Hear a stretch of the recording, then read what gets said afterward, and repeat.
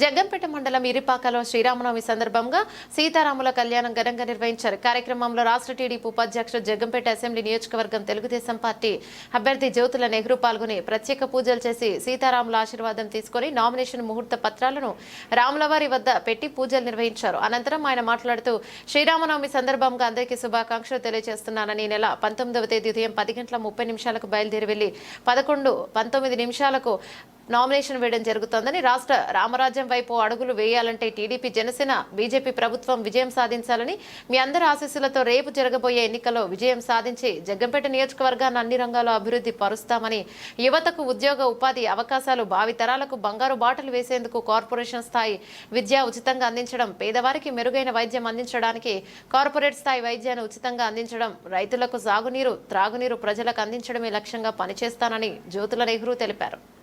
ఈరోజు ఈ నామినేషన్ పత్రాలని వేయడానికి నిర్ణయం తీసుకోవడం మీ అందరి ఆశీస్సులు కోరుతూ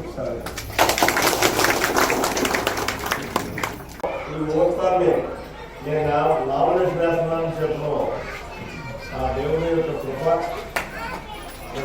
మీ అందరి ఆశీర్వాదం కోసం మేము ముందుకెళ్తున్నాము. 19వ తారీఖు 4 నెలల అంటే ఈ నెలలోనే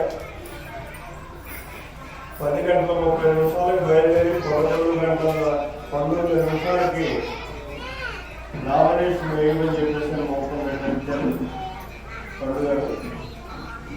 అలాగే 2 పత్రాలు వేయాలి. 2 కూడా 24 తారీఖుని ఉదయం 9:45 బయలుదేరి 11:19